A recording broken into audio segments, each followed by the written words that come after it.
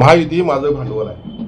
माझ्याकडं कुठलं कॉलेज नाही, तिथनं मला डोनेशन येत नाही, कुठलं हॉस्पिटल नाही, विविध संस्था नाहीत, कोट्यावधींची माझी माया नाही.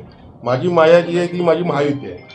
मला आज या ठिकाणी आठवतंय 2013 साली त्यावेळेला देखील कोल्हापूर जिल्ह्याचेच पालकमंत्री मला वाटते होते, गृहराज्यमंत्री होते. माझ्यावर मोठा प्रसंग उद्भवला होता. गणेश चतुर्थीच्या मिरवणुकीमध्ये, अनंत चतुर्थीच्या मिरवणुकीमध्ये माझ्यावर मोठ्या प्रमाणात हल्ला गृह खात्याच्या काही अधिकाऱ्यांनी केला होता. खऱ्या अर्थानं राजकीय लढाई सुरूच आहे आणि राजकारण म्हणजे अडथळ्यांची शर्यत आहे. आणि त्यातल्या त्यात माझ्यासारख्या सर्वसामान्य गोरगरीब कुटुंबातील एक युवक ज्याला कुठलंही राजकीय बॅकिंग नाही, माझं राजकीय बॅकिंग हे माझी महायुती, माझे कार्यकर्ते, माझ्या भागातील तालीम संस्था मंडळ. आणि त्यावेळेला देखील माझ्यावर विनयभंगासारखे गुन्हे दाखल केले. त्यावेळेला देखील माझ्या खांद्याला खांदा लावून लढणारी, माझ्यासोबत असणारी हीच माणसं होती. आज देखील तीच असणार आहेत आणि उद्या माझ्या अंत्यदर्शनाला देखील हीच माणसं असणार आहेत. आणि त्यामुळे आम्ही माणसं दुखवलेली नाहीत. आमची माणसं ती आमची माणसं आहेत आणि हे आमचं भांडवल आहे. खऱ्या अर्थानं मी आपल्याला आज या ठिकाणी बोलवलंय. बऱ्याच इलेक्ट्रॉनिक मीडियाशी मी काल बोललो. मी मुंबईत होतो. सन्माननीय एकनाथजी शिंदे साहेबांचे PA सचिन जोशी यांच्या मुलगीचा काल साखरपुडा होता, त्यामुळे मी मुंबईत होतो.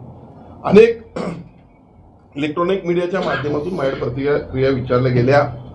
मी त्याच वेळी सांगितलं, मी कुठल्याही ब्लॅकमेलरला त्यानं माझ्यावर आरोप केले म्हणून त्याला उत्तर द्यायला ही पत्रकार परिषद आजची बोलवलेली नाही.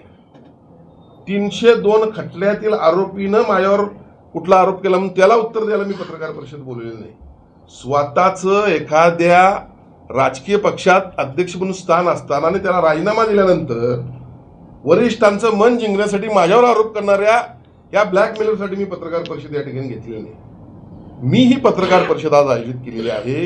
ही मी माझ्या जनतेला या संदर्भात स्पष्टीकरण, ते पण स्पष्टीकरण का, तर विधान परिषदेचे काँग्रेसचे गटनेते सन्माननीय सतेज उर्फ बंटी पाटील यांनी मला काल आवाहन केलं की AIच्या माध्यमातून अनेक व्हिडिओ येत असतात, डबिंग होत असतं, पण आमदारांनी ही गोष्ट क्लिअर करणं गरजेचं आहे की सत्य परिस्थिती काय.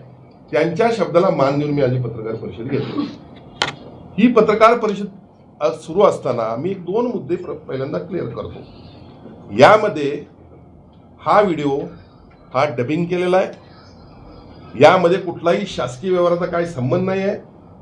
यामध्ये एका व्यक्तीला उलट एका व्यवहारामध्ये मी मदत करून त्याला न्याय दिलेला आहे. त्याचे पुरावे देखील माझ्याकडे आहेत. योग्य त्यावेळेला मी ते सादर करेन. महत्वाचा माझा दुसरा प्रश्न असा आहे की माझा, ठीक आहे, माझी काळजी सतेज पाटलांनी फार घेतली काल, मी त्यांचे आभार व्यक्त करतो, पण माझा त्यांना देखील सवाल आहे. बघा, माझ्या विधानसभेच्या निवडणुकीमध्ये देखील पेन ड्राईव्ह घराघरात वाटले गेले, खोटी पुस्तकं वाटली गेली, व्यंगचित्र काढून वाटली गेली, पण मी कोल्हापूर शहरामध्ये इतिहास घडवला. मतदारांची मी मनपूर्वक आभार व्यक्त करतो. त्यांचा आशीर्वाद माझ्या पाठीशी राहिला. 30,000च्या वरती मतांनी मला महायुतीच्या मतदारांनी निवडून दिलं. पहिल्यांदा शहरातून हॅट्रिक करणारा मी ठरलो. हे सगळं होत असताना त्यावेळी देखील माझ्यावर अशाच पद्धतीचे आरोप झाले. बघा, त्यानंतर आम्ही 10-0 विधानसभा जिंकली, जिल्हा परिषद जिंकली, नगरपालिका जिंकल्या. ह्या सगळ्या निवडणुका जिंकत असताना महानगरपालिकेमध्ये प्रचाराची सांगता होत असताना शेवटच्या दिवशी सन्माननीय बंटी पाटील साहेबांनी एक प्रेस घेतली होती, आपल्या सर्वांना माहीत आहे. त्या प्रेसमध्ये कुठला व्हिडिओ दाखवला होता हो? हाच व्हिडिओ दाखवला होता असं मला वाटतं. आपण देखील ते मान्य कराल. म्हणून माझा त्यांना प्रश्न आहे, सन्माननीय बंटी पाटील साहेब, मी आपल्याकडे आदरानं पाहतो, आपण ज्येष्ठ नेत्या, आपल्याला हा व्हिडिओ आपण त्यावेळी प्रसारित करून 8 जानेवारी 2026 रोजी या संदर्भात मी सन्माननीय मुख्यमंत्री आणि उपमुख्यमंत्र्यांना मेल केलेला आहे आणि याच्या चौकशीची मागणी केली. अशी पत्रकार परिषद घेतली होती का? घेतली असेल तर त्याचा आपण खुलासा करावा. आणि अशा पद्धतीची निवडणुकीच्या तोंडावर पत्रकार परिषद घेऊन देखील कोल्हापूर शहरातील महानगरपालिका क्षेत्रातील मतदारांनी तुम्हाला घरी बसवलं. महायुतीची सत्ता आली. मग त्या अजून धक्क्यातून तुम्ही अजून सावरला नाहीत का? कारण त्यावेळेला तुम्ही त्याची चौकशी करायला पाहिजे होती की मुख्यमंत्र्यांनी याच्या बाबतीत काय निर्णय घेतलेला आहे, उपमुख्यमंत्र्यांनी याच्या बाबतीत काय निर्णय घेतलेला आहे. कुणाच्या तरी माध्यमातून आपण हे व्हिडिओ अशा पद्धतीचे वारंवार बाहेर काढणं हे आपल्याला शोभतं का? म्हणून मला याचं आपल्याकडून उत्तर हवं आहे. खरं म्हणजे राजकारणामध्ये जसं आता सन्माननीय आदिल फराज यांनी सांगितलं, विजय जाधव यांनी सांगितलं, महेश जाधव यांनी सांगितलं, आमच्या उपमहापौर साहेबांनी सांगितलं की राजकारणाला मर्यादा पाहिजे. दुसऱ्याच्या घरावर दगडं मारत असताना स्वतःचा बंगला काचेचा असतोय आपण तपासलं पाहिजे. खरं म्हणजे मला या खोलात जायचं नाही. माझ्याकडे देखील अनेक गोष्टी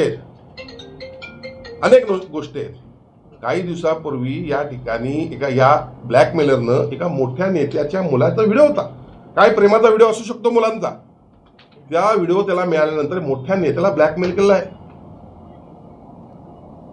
धक्कादायक गोष्ट तुम्हाला सांगतो, असे हे ब्लॅकमेलर या शहरामध्ये निर्माण होऊन द्यायचे आहेत का? खऱ्या अर्थानं मी जास्त या नालायक लोक या माणसावर बोलू इच्छित नाही, पण निश्चितपणे बंटी पाटील साहेब आपण एक सभ्य राजकारणी आहात. सातत्यानं तेच व्हिडिओ आपण समोर आणायचे, आमची बदनामी करायची, हे तुम्हाला शोभतं का? तुमच्या बाबतीत देखील अनेक प्रकरणं आमच्याकडे येत असतात, अनेक व्हिडिओ असतात, पण निश्चितपणे ह्या गोष्टीचा सभ्य राजकारण्यांनी विचार करणं गरजेचं. आणि दुर्दैवानं असं आहे की खोटे व्हिडिओ हे फास्ट पळत असतात. खोटे व्हिडिओ फास्ट कसे पळतात तुम्ही म्हणाल, खोटे कसे?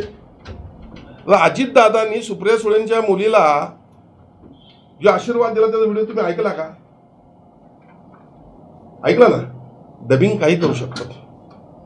यामध्ये मी सायबर क्राईमला याची तक्रार दिलेली आहे आणि हा व्हिडिओ कुणी केला, कसा केला, याच्यावरती कारवाई झाली पाहिजे, ही माझी भूमिका आहे. घराचं स्वप्न, सुरक्षित भविष्यासाठीची गुंतवणूक आणि प्लॉट घ्यायचा विचार आला की मग नाव फक्त एकच, आविष्कार. कोल्हापूरकरांच्या विश्वासाचं हक्काचं ठिकाण म्हणजे आविष्कार इन्फ्रा.